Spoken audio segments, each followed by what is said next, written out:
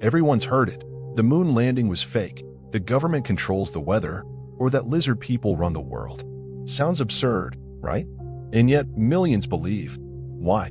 Here's the twist. It's not stupidity. It's psychology. You see, the very things that make us intelligent, like pattern recognition and our need to belong, are the same forces that make conspiracies feel real. In fact, believing in conspiracies isn't about logic, it's about survival. And once you understand that, everything changes. Let's rewind to the brain's ancient wiring. Human evolution was never about certainty, it was about assumptions that kept us alive. If you saw movement in the bushes, assuming it was a predator, even if it wasn't, was a safer bet than waiting to be sure. That's called the Hyperactive Agency Detection Device, or HADD. It helped our ancestors survive, and it still drives us today. In modern times, it doesn't warn us about tigers. It tells us that behind every tragedy, every chaotic event, someone must be pulling the strings. Now combine that with something called confirmation bias. The moment we want something to be true, like the idea that a secret group controls the world, we start seeing evidence everywhere. Not because it's real, but because our brains are wired to filter out anything that disagrees. We become the architects of our own echo chambers. And here's the unsettling part. Conspiracy theories often don't feel like stories. They feel like truth hidden in plain sight. They create a special kind of knowledge, one that separates us from them. It's intoxicating. That's in-group psychology at work. Believing makes you part of a tribe. And for the lonely, the unheard, or the angry, that tribe becomes a lifeline. The more alienated someone feels from society, the more attractive these theories become. Studies show that people who believe in one conspiracy are more likely to believe in others, even if they contradict each other. Because it's not about the theory. It's about control in a world that feels uncontrollable. There's also the illusion of explanatory depth. It's the idea that we think we understand things deeply until we're forced to explain them.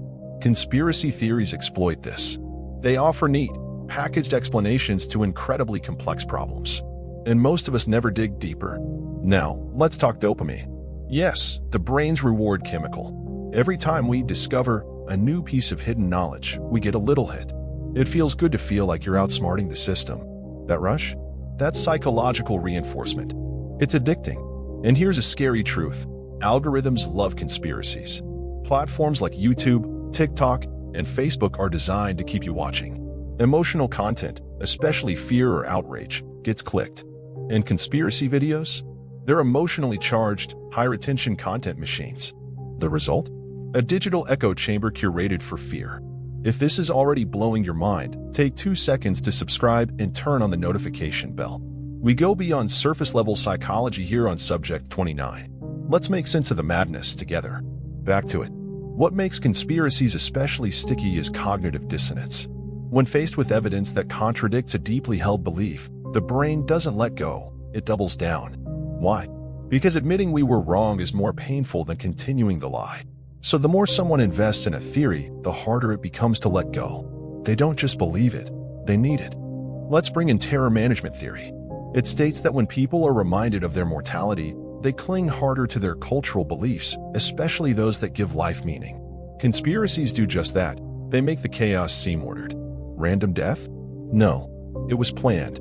Economic collapse? Engineered. In a world full of randomness, conspiracy gives purpose. It also satisfies narrative bias. Humans love stories. We hate loose ends. We want heroes and villains, motives and meaning. But reality? Reality is messy.